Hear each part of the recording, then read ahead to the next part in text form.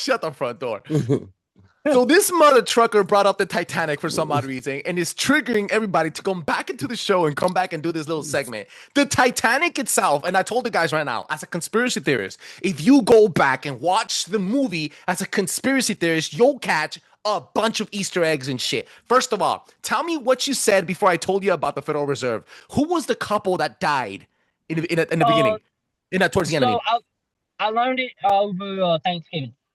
The Macy's, the reason why it's called the Macy's Day Parade, there's even a pack and everything. But the old couple that was hugging and that's accepting the fate when it's going down. So the gentleman, I wanted to say his last name was Macy's. Yeah, Roger William Macy. Yeah. Yes. Him and his wife, they accepted the fate. They went to go back down. That's why they're dying in they choose to go back to bed.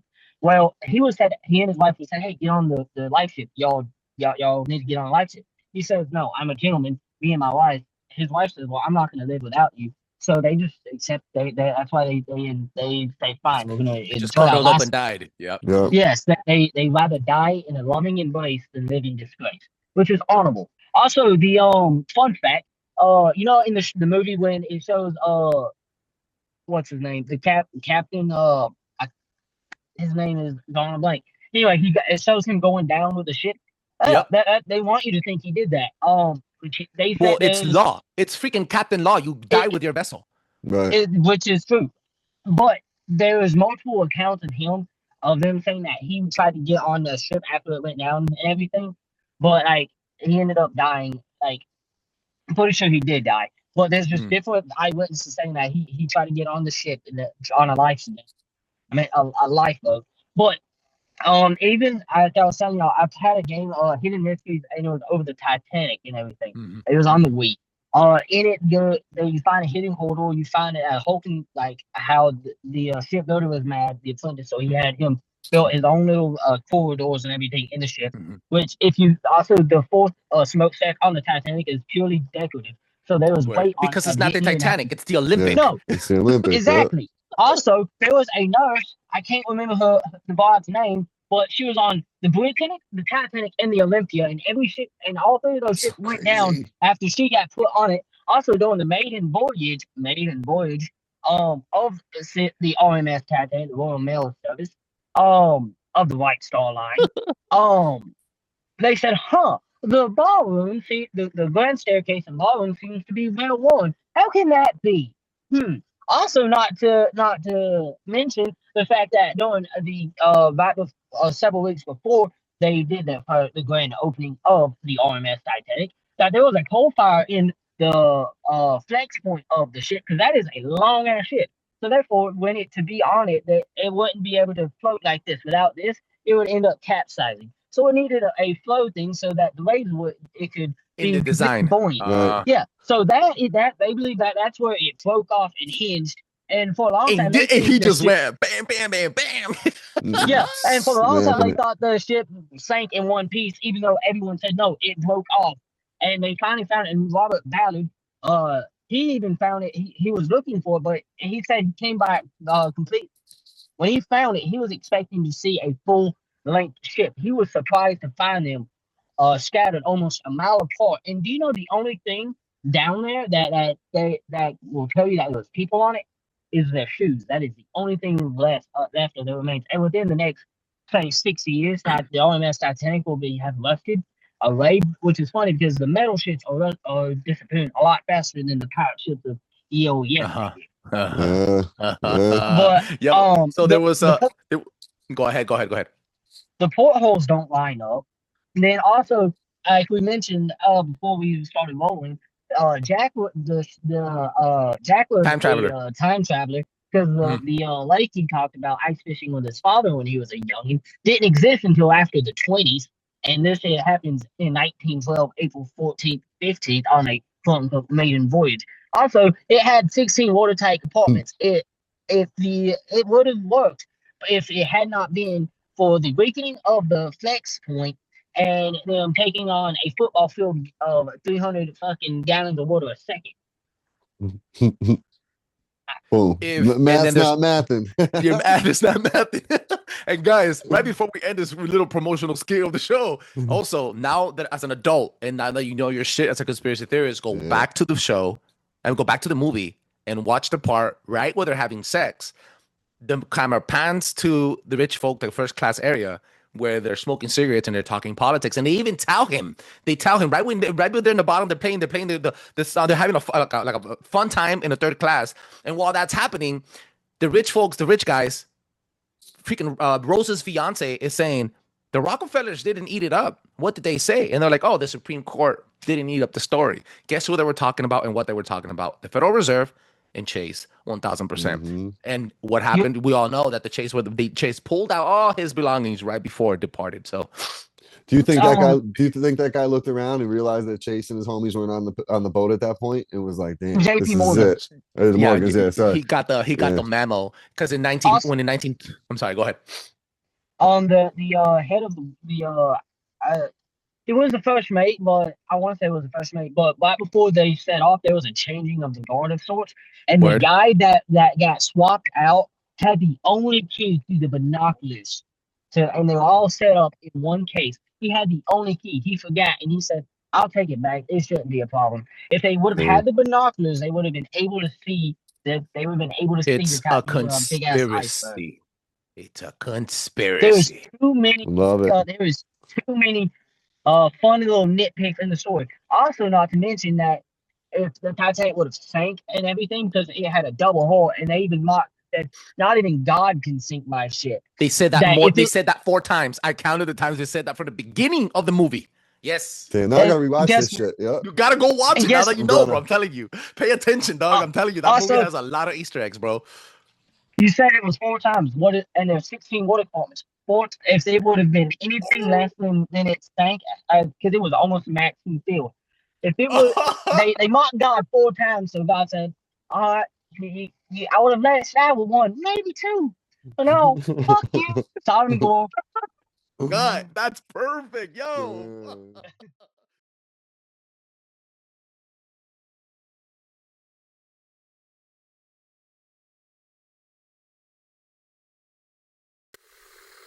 Kiss. Keep it simple, stupid. I promise you, this is not a political podcast. Jump from the deep end of the pool, set up the mood. Paranoi Radio, set up the mood. Paranoi Radio, set up the mood. Paranoi Radio, set up the mood. Set up the mood. Set up the mood. Set up the mood. Set up the mood. Set up the mood. Set up the mood. Set up the mood. Let's make deposits into the bank of knowledge. Welcome back to the Trebles Show, formerly known as Paranoi Radio. Ladies and gentlemen, happy freaking New Year.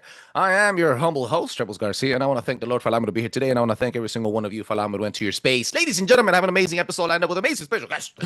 Guests, because it's plural. Guys, guess what happened? So my 5 p.m. originally was she was demonically, paranormally activated, and then she got, for some reason, a panic attack, and she can't get off of it for the past 24 hours. So I told her, you know what, man, take the night off, and then I'm gonna reschedule you for later on in February because for X reason. But God sometimes puts obstacles in front of you so that you could drive a different way, and I'm okay with that. I'm not even tripping. Today, filling in the spot, it's going to be some of brand new friends that I met, and in our inner circle of uplifting podcasters in the freaking conspiracy podcasting game. Before anything, I want to remind you that the most important thing that you can do for the show, it's word of mouth. Check us out on YouTube. The hashtag look it up button's over here. I think the subscribe button might be here. I don't know where the fuck is at, but hashtag look it up and stop wasting your time watching ads on TikTok and spend 5 seconds of the day. Go to the search bar and look it up your goddamn self. That's right. Let's jump in from the deep end of the pool and set the freaking mood. Yeah. Give a warm welcome to my next special guest. He's never been here before. His name is Sam from the Webb of Mysteries podcast. What's up, Sam? How you doing today, Trebles? I'm doing pretty good. With everything considering. Yeah, this is the first time me and you actually got to meet and everything. I've watched some of your shows, your episodes. It's really pretty cool, dude. Thank you. It's a very much of an honor to be here. Yeah, dude, I'm humbled, bro. Thank you so much. You know what? I like to say this a lot. Sometimes we have big names, sometimes we have little names, and you'll be surprised which ones give me the best shows. Sometimes the big names just bring us people, and they never stay. But the people like you, for example, sometimes the little names give us the best shows that resonate with the most people for the longest amount of time, and that's what I'm here for, to impact other some other people and people that just want to get the word out and obviously do the research themselves. And also joining us today from Conspiracy Chaos, Roger. What's up, big dog? What's up, homie? How are you, man? Appreciate you having me back on. Yo, we had you on. Episode hasn't aired. It might air right after this one because this one's gonna air very soon. I'm probably gonna drop this as a Sunday drop. So yeah, dude. Now, thank you so much for being here again, bro. Last time you were here, we kicked some ass. You know, I got a little favor of what you got, and you and your boy fucking, you guys are very knowledgeable, bro. Let the people know where they can find you. At Conspiracy Chaos on Instagram, YouTube. We're not too active anywhere else right now. Working on getting the X, Twitter up and running a little bit more. But yeah, really just trying to crank out episodes every Wednesday. We drop an episode, Apple, Spotify, or anywhere you can catch a podcast, as well as YouTube. YouTube is a mother cracker, bro, to crack in, man. You have to go through the settings. You have to, it's a monster, man. That's why my co-host Mike does that for me. I do everything else. I do everything else. So I didn't have a YouTube. Not that people care, but I didn't have a YouTube for 4 years, bro. It was barely here until this 5th year that I was like, you know what? Finally, I'm open to YouTube. It is what it is. Because people were collaborating on YouTube, and now they have this collaborating feature. So decided to do it, and like, so I have to pay some homage here. Ancient Enigma Files. He has a huge following on YouTube, and he was like, "Yo, bro, you have over 1,000 videos. You have a lot of engagement. Why the fuck haven't you blown up?" I'm like, I just started the YouTube. And he was like, no, hold the fuck up. So he hit me up and he walked me through the process of how to go through your settings, through your each episode that you uplift, the upload setting, the setting on your comments, the setting on every single little crevice, bro. And it was very interesting because I learned that YouTube, even though it's very difficult to manage so that you could pop off there, when you do pop off, the engagement is freaking real. When you have 400, 600, or 1,000 followers, or even 10,000 followers on YouTube, every single one of them gets a notification when you upload. So and then they push your stuff with the algorithm more, your likes and engagement. It doesn't work like regular social media that's just the views that they get paid. The engagement actually pays. It's really very classic, very, very authentic. So YouTube is, I probably fucked up, but YouTube is the place to be if you want to be any type of content creator. So yeah, mad shout outs to everybody out there kicking ass and collaborating with me and with my boys here, Conspiracy Chaos and the Web of Mysteries. Web of Mysteries, where can people find you, bro? So I've tried the Spreaker thing, but right now I'm only on Spotify. Because when I try to go from just Spotify to Spreaker to branch out as a Webb, I lost like 20 episodes. So until I figure out how to do it, I'm just gonna stay on Spotify for the time being. But you can also find me on Instagram too. That's awesome. Make sure you check them out, Web of Mysteries and Conspiracy Chaos. You're kicking ass out there, guys. Thank you so much for joining me today. All right, no problem. What's the topic at hand? I heard one of you guys had. Wait, you know what? Let's start right here. All right, Sam, what the freak? What do you have for me, bro? So, we were talking about how I came with you the idea of even we can go over Nostradamus, so we can go over a little incident in Aurora, Texas. So as y'all know, the first manned flight of human flight was 1903 with the Wright brothers at Kitty Hawk, North Carolina. Oh, well, my book's upside down. My bad, guys. Well, there was all the weed you're smoking. Since 9 a.m. this morning. Attaboy. Holy snap. I mean, yeah, but in April 17th, 1897, so that's well over 97. That's three. At least 6-7 years before man even had the first powered flight. That's also 50 years before Roswell, the infamous crash of Roswell. Well, in this little town called Aurora, Texas, there was this airship crashing that pretty much fell from the sky. It was burning up, and it crashed into a local judge's windmill, and it was even brought up into the newspaper and everything. Sorry, but to show how official there was even a military officials from the Army signal corps that came down to check it out, and he even said that these are not of our world; these must be Martians. So that there's even that beforehand. But it crashed when the ship crashed. It resulted in one fatality. The pilot was described as being fought out of this world. The pilot was then buried in an unmarked grave, but it was given Christian funeral rites. It was reported that the Army Signal Corps officer T.J. Teams from Fort Worth, he said that the alien was that after it was given the burial, that the crash was then sorry, I'm trying to. You gotta zen it out still. You got it, bro. You're doing a good job, man. Don't worry about it, man. The crash happened as a result of the ship crashing into the windmill, but it was already what report says that it was already as if it was burning up when it crashed, like it was already wrecked. It just happened to smash into the windmill, and it was even this was even brought up on Brad Melton Decoded on the History Channel and everything. But that they try to say, oh, this was a hoax, yet that there was never a windmill on the property yet. They found the foundation of said windmill, and afterwards, the judge he threw the remnants of the plane inside his whale. But when the ship crashed, the debris was thrown. They threw debris into the whale from the said crash. But when they said it was almost like it was described as what we would consider now like the flexibility of like tinfoil and all the shiny color of it, but it was said to be slick, but it was maneuverable. You know what I mean? Like fluid. Yep. And as you're talking, I'm also Googling. So am I over at here. the same time, so that people have something to look at and reference. Yes, so people could reference out what happened in Aurora. But they threw it away, and Aurora, it was also the well was tested in 1935. Because a man named Raleigh Oates cleaned the debris out of the well and drank from it, and because of that, his hand was severely he developed severe arthritis in his hand.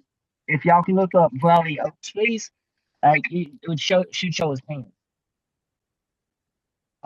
What's it called? The man's name is Raleigh, so Brawley, Oates, Oates, and Raleigh Aurora, Oates. Texas. Yes, sir. And put in Aurora, Texas. Because his hands, like, dude, look at his hands. And this is from drinking from the radioactive well, and the shit debris was radioactive. Oh God, look at his hands, dude. Oh, That's what I'm saying. Freaking Sam, you're onto something. You're onto something, dog. And keep in mind, this is well before we even had our first flight. So yes, we had air blimps and hot air balloons. Hell, we had hot air balloons during the Civil War. We put snipers up there. Well, they were used more for recon. So yes, sir. If I may just interject here real quick. So it says, man, I'm trying out this new freaking angle here, and it freaking sucks. I hate when they fucking up. Don't fuck with me. Don't fuck with me right now. Thank you. Anyway, so here we go, bro. Around 1945, Mr. Brawley Oates purchased the property and reportedly cleaned the debris out of the well, and it's not known why he did with it. What he did with it. He later developed a debilitating case of arthritis, which he claimed was due to the what does it say? To the criminals in the well water. Yeah, you're not getting that arthritis from no well water. Look at that. The ship debris that the judge threw it in the whale from the crash is what it was radioactive. It's what made the water radioactive. The water tested for radioactivity. Gotcha. And the dude was drinking. Yo, this is a good case, bro. And it's also I found something here that on the debris that was scattered all over. Let me see. Let me give you let me stop sharing so you take it. Oh, I don't even know how to share because I'm off my phone real quick. But I was reading. I was reading it off of internet here. It said on the strange metal there was also symbols. That the strange metal they found there was also symbols. Yes, sir. Which, if you noticed, a lot of these like alien crafts, they talk about how they have strange symbols. Hell, there was a craft that crashed in Pittsburgh, Pennsylvania. I can't think of the time, the year right now off the top of my head, but I am 100% convinced it was the Nazi the Garcia. When they try to make an anti-gravity weapon, the Wonder Waffen, they actually made a time machine. I am 100% convinced of it because it also talks about having the hieroglyphics and everything, and even like No, all that's the freaking nuts. Yes, sir. And I've been planning on doing an episode of that on my show. But there's even a British it was over in London. I can't remember which military base, but it was both American and British military personnel. They said that they saw a craft. It was showing up bright like lights. They said that they touched it. That they even drew the symbols on pad and paper. And it was a full-on investigation, which was also brought up on Black Melters, which I liked a lot as a child. So, and Trebles, I'll send you a link of one of the documentaries of the awards after the. I gotta the check show. that out, bro. I gotta check that out. That was intense, bro. Oh, yo, Sam's kicking ass right now, dog. Seth came with it. He came with it, bro. He came with it. That's what's up. All right, Roger. Well, I What'd you don't know how to step up to the plate after that, so I'm just gonna keep rolling off of this one. I mean, They also tried to find they also tried to find the quote unquote the grave of the pilot, because at that point like they kind of off of the old lock and everything, they kind of figured it, but they went out there, they tried to they did a metal detector over it, they detected something in quote unquote grave. Well, they came back the next day. Apparently that during the midnight there was a camera. They saw a black van pull up. There was a couple of guys dressed in all black and ski masks and whatever. They dug up what was in it and left. And when they came back, the coffin and everything was empty. It was gone. So it seems to me like the Men in Black was quote unquote Men in Black or whatever. However you feel about that. Yeah. I think that they had it. They wanted to conceal everything because up until that point, it's just old wives' tale. And they even tried to play it down as a hoax because they said in that Aurora, Texas show, they were trying to do it as a big pop-up thing to get notoriety so that the railway would be able to just come in there so they could survive. But you gotta keep in mind, why would they talk about a craft breaking into a local judge's farm into his windmill? Yeah, the foundation even shows that where there was a fire. And the radiation in the water. The radiation in the water, and even a American Army signal corps officer came down and said, "Yeah, this is that." But then they tried to say, "Oh, it was a weather balloon," which again they pulled that out into Roswell 50 years later.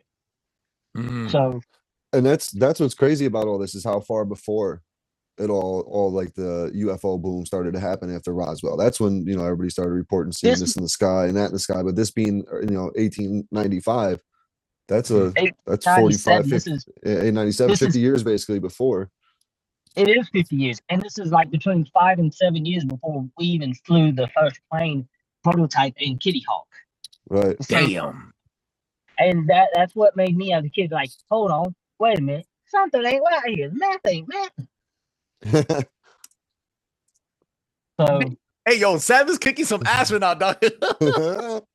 I mean, he said thank you. math ain't mathing. I mean, hello, Asians and X. You think I'd be good at math, but math ain't math. Whoa, yo, the Aurora, Texas, Roswell was a freaking crazy ass story, bro. I never even knew about that story, bro. I stepped away from aliens, right? Yeah. What's his name? I had on the co-host. I forgot his name. What's his name? Brad? Fuck, I forgot his name. Mad love, respect to Bizarre Encounters, guys. I fucking love you guys. The Awaken podcast, Brad? Not Brad. Not that Brad. The guy from the co-host from the Bizarre Encounters, and he gave me a freaking story about MK Naomi, and I was like, what the crap? And it has to do a lot with the Men in Black. MK Naomi, bro. I was like, what the freak? So I guess they were funding, so the CIA and there was black labeled operations, military operations that were classified, that were being funded throughout different presidencies to create and build military bases in different areas of the eastern part of the country, but not just anywhere, specifically where there was rainforest, thickening rainforest next to rivers, mounds, and all this other type of Scoopy crap, dog. So, and then they would do operations only at night. Well, I'm talking about like Air Force operations, freaking night stalking operations and shit, and then exercises only at night. Then it comes, and then he gave me another tidbit. He goes, and if you check on different areas where these military bases are, they had a no light zone. I was like, wait, what do you mean no light zone? He was like, there's a curfew on light.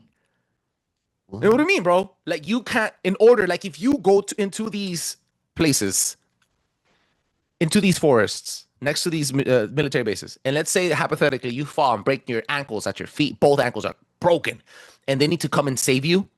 They need to get, you have to either wait till the morning or they have to get a special certification, authorization from the federal government for them to go in there with specific lights to get your ass out of there.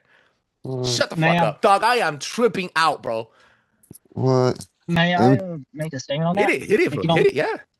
Like this is like near and like down in the jungle, right? Here in the U.S. in the eastern part of the U.S. So then I have no idea. If it was down like south, way down yonder, I could say like uncontacted, so that we wouldn't mess with the uncontacted tribes, so that they won't have like god cults like they do over on the islands in like the Asiatic oceans, or like about the Philippines and all, like those Polynesian like islands, North Sentinel Island type shit. Yeah, because tribes that, because we during World War II, all the bombers and everything we did, we dropped off a bunch of cargo and everything for our troops and all. They actually, even today, they have mock runways and everything, and they built like replicas of planes because they believed that they were gods, that because they were the gods that during the World War II, that they thought the planes were the gods sending them like rewards and love and harmony. So while everybody else is going to hell in a handbasket, these tribes are prospering. Oh yeah. I love it. Cool. I have a theory. So the MK Naomi theory thing, you can't find much documents on MK Naomi. The only reason I'm nothing on it. I've been looking for since you've been talking about it. I haven't been able to find much. There's only one CIA declassified file, and that tells you basically where the funding was coming from and where it was going to in specific bases and specific states. That's all it says, but it doesn't tell you what they were working on. So they didn't declassify everything else, and it's just one. It's just like one PDF, and it has like it says classified, and it's like maybe 8 pages long.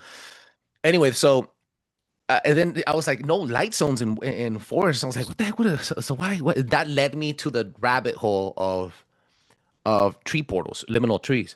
And I'm telling you, bro, so I'm writing a book. And this is the first time that I actually ever announcing that on a show. I'm writing a book, a 3-part book, and it's going to be one cohesive portion with 3 chapters, and each chapter is going to have the flavor of how I want to present it to you guys. The first one everybody knows because of the Olmec theory. The second one's going to be the jungle, the liminal trees, which connects to light bending, and why there's always like a light barrier. Like you cannot go into the 411 place forests with specific lights because you will open these portals up, unfortunately. And then the third one is the concrete jungle. So the third portion of this thing is, what's the complete opposite of a jungle or the complete opposite of a forest? If these forests have these portals with running water, mineral and barked trees and veins, and you can open portals in trees at a certain frequency, then what's the concrete jungle? It's the complete opposite. You know how Satan completely turns everything upside down? The freaking crucifix is upside down. No, you think about satanic worship because what? Because of the fucking satanic panic in the 70s when Peter was freaking hung upside down, right? So like it never represented the Antichrist. They made it. He made it into the Antichrist. So then you covered up all of these forests with concrete. What does concrete have? So if you combine concrete juiced up with rebar, which is what they hold concrete together with, it's in a fucking antenna. And then you juice up the walls with Wi-Fi signals and 5G with towers all over the freaking place. You have yourself a perfect soup of low frequency. And then you mix that with what I like to call pollution. And it's not your gas emitting the pollution. No, it's the metals. I'm sorry? Communism? No. What's causing the pollution? It's the metals that are being released through your brake pads. So then I did the deep dive on all the metals that are being released through the brake pads of every single car, including electric cars. And then if you look into that, you start noticing that all of these metals are the same metals that they're using to spray on chemtrails. And I'm like, oh, bro, I started opening up the floodgates on this research where I was like, what the fuck did I just run into? Yes, bro. So it turns out that this metal doesn't fall all the way down to the floor. It stays hovering at a certain level that we all breathe in. You breathe it in through your lungs, and it goes directly to your brain. And once the Wi-Fi in your own house that you pay for, that you can't live without, gets activated as a hotspot, you become a more docile being. You're easier influenced, more emotional, and then you start grabbing and attaching yourself to all these medical issues, including mental instability.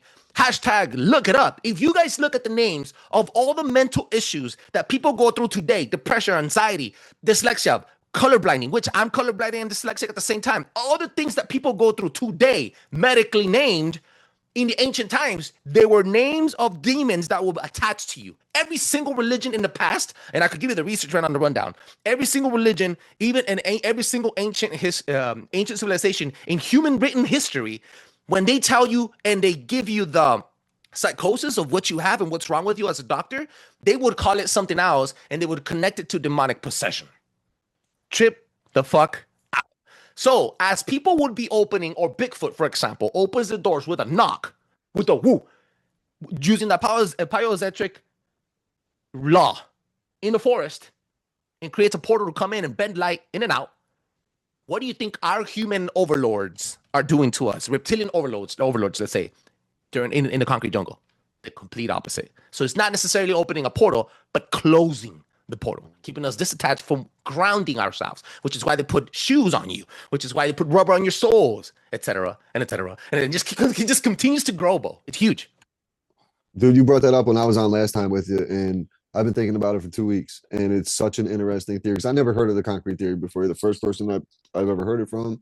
And like same with that, there's not much you can really dive into and find, but your theory makes so much sense with the rebar being the antennas. Like keeping our energy in. I was mentioning to you how I went down to New York City, and you can kind of feel that different energy down there, and it's probably because there's so much of it in such a small space with that many people. Just a different vibe. So yeah, that's a really wild one, because I believe Bigfoot is missing 411 is interdimensional Bigfoot snatching people up into the portals. So I've always thought that. What's up, Tang? Want to say something about interdimensional Bigfoot? So I just did an episode with the Big Grombowski and bad shout outs Grim. Hell yeah, that's my boy. The man. And Randy Bauer, I think that's his last name. I'm not good with names. But he said that he has like almost kind of like a clan at his activities on his place. Like at his place, that he went out. Well, he put peanut butter, and he's come back. The peanut butter is cleaned out and eaten, and that the tops are put in like different, or color coded, put in like different rings, and that the Bigfoot that's at his place, that they pop in and out interdimensionally, and that if there's a cross symbol, that they'll get angry and destroy it. And that he'd even have, the not an etch a sketch, but the chalk and blackboard toy that we had back in the 90s and early 2000s. Like he has one of those out there that they got mad, broke it, but yeah, it's still out there. Yeah, there's been messages between them. He's even said that the Bigfoot, he ended up having it while he's out in the woods. He ended up having to use the restroom, so he pissed close by the structure. And it was like a weird, I don't remember the exact structure, but it was almost kind of like a TP from my memory of how he explained it. And when he went to bed that night, his bed was completely soaked in piss, and he ended up sleeping on the couch that night. Do you know what's the most, and it's funny that you said that, I'm gonna bring it back full circle to what your boy said. Do you know what is the most rarest element in the universe? Water? Wood. That's it. So just put Alice in Chains on. You have wood every day. Earth is the only place known to man that holds the element wood in abundance. So after that's in the liminal tree part of the presentation, and I was like, "What's the most abundant wood in the world?" the acacia. Then I went into a deep dive of the acacia wood. How abundant is it? Why? Turns out that the acacia was not only the wood that can resist the most energetic volts and watts, but it also modulates it, which means it holds it in. It holds energy. It doesn't displace it. So then I was like, wait, what the fuck? And then you go into the freaking Bible and you check what the Ark of the Covenant was made out of. It was made out of acacia. And then wrapped with gold and silver. So I'm thinking, the acacia tree in the covenant, the Ark of the Covenant was a battery. Mind you, the Ark of the Covenant is the only place where people were able to talk to God. Okay? So they would tie a string on your ankle. If you were a priest and you wanted to talk to God, you would go through the curtains, and if you were a sinless man, you were able to talk to God. But if you had sins in your life, you would die on the spot the moment you opened the Ark of the Covenant. And then whenever they would hear your body flop, they would pull you out of the room from your legs, dead. So that was like the Ark of the Covenant held God's frequency, his energy, his electricity. And I was like, and then that same wood, it's the wood that's being used around the world, and it's the most abundant wood now, year to date. Dog, I went on a fucking wild goose chase.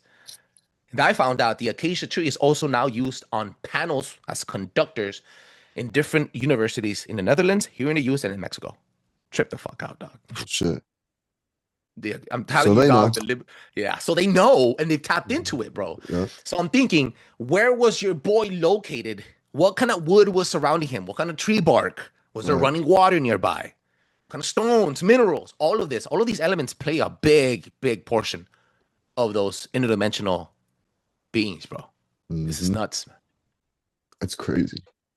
Yeah, because I love the missing 411. That's one of my favorite topics. I don't know if I talked about it when I was on prior, but the David Paulides documentary. Yeah, his the documentary that he put out, one of them was about 45 minutes north of me. I actually went to high school with Tom Messick's grandson. That case was huge in the area. People went looking for him. The FBI was involved. The FBI doesn't get really involved with adult missing persons cases. So there was a lot to that. And then shortly after, someone went missing, and he went missing in the Adirondacks. Another guy went missing in the Green Mountains just north in Vermont. So right around the same time. And there's always some crazy stuff that happens up there in those Adirondacks. Are there any caves? What's that? Are there any caves around where they were at by any chance? I actually tried to see if I could find like a cave map from up there, but I didn't find anything that was relative to the area where he was. It doesn't even, like, when I say cave, he could have fell down the mine shaft. I don't know much about the 411, but it's like up in, I do know, like, in the mountains, at least down south up in the Appalachian Mountains, that there we have mines and there's natural cave systems that people would fall in and you'll never know. Right. Yeah, no, it's not like that up there. Not as much as you guys have it down down in Appalachia. But yeah, he was only 30 yards away from his nephew and his son, and there was 7 other family members out there with him. Like, they never found this guy. A candy wrapper is gone. They never found anything. He was just gone. He just gone. There was a tale for like it. I read this when I was in high school. I have a good memory for the most part, but there was a old tale because I was real big in like history, like mysteries and all. Well, there was this guy. It was shortly thereafter the Civil War. It's this old farmer, him and his wife. They live on this farm. Their son died during the Civil War. Well, fast forward within 10 years of the war being done. So the farmer swears he sees his son who died in the war standing in the cornfield. Well, he walks out. He walks through the cornfield. He disappears, and the wife goes out tries to find him, and she says like every once in a while, like she can hear him saying, "Darling, where are you?" And like she said that she could hear him call out from the corn and everything. So it's almost as if he walked into the ether, and it's weird because he tried to chase after his son that died within 10 years beforehand, and it's like I believe that we mathematically we're up to like 15th dimensions confirmed, but I don't think they're like actually different. Like dimensions. I think they're like a lot of them are like parallel universes, but we're in the third dimension means that we're within the like 100 of the first dimension stacked on top of the earth on top of ourselves. That's the second dimension. We are like 3 dimensions deep. At least that's how reality works for us. I think there might be fourth and fifth like realities like that, but I think more or less how we interact is through parallel dimensions along the timeline. You know what I mean? Like when you do one timeline, it branches off into a different from each like pinpoint in your life. And that's even a thing called quantum suicide theory is a lot based off have a lot of interplay to that, but that's written in the string theory too. Yo, what's his name? I want you guys to look up Mark Fiorentino. He claims, I had him on the show, I haven't really started the episode. He claims to have debunked quantum theory. And he goes, the math ain't math, and he said, words of his mouth. And he has a book on it, and he says that he's getting peer reviewed, but when I asked him what really made you, what enlightened you, you know what he said, bro? He said, I had a divine inspiration. I was like, oh, dude, you can't say that in the scientific community. They would freaking eat you alive. Anyway, ladies and gentlemen, boys I'll be and right girls. back. Yeah, we're already on the way out, Sam. Oh, he's going to turn on, probably going to smoke. Okay. Okay. Yo, ladies and gentlemen, I want to thank you guys for coming on to this amazing freaking show. I didn't expect these guys to come with bombs of knowledge like this, man. It was freaking amazing. Yo, Roger, thank you so much for stopping by, bro. It was a quick little 30-minute show. I think this episode might just drop even tonight. I don't fucking care. Let's go, baby.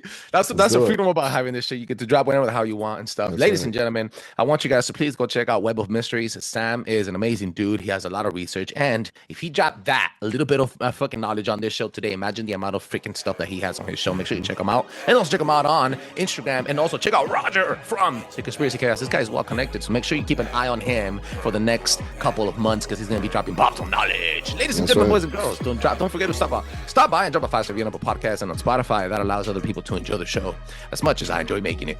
Yes. That was awesome, guys. Thanks, Trev. Round of applause, man.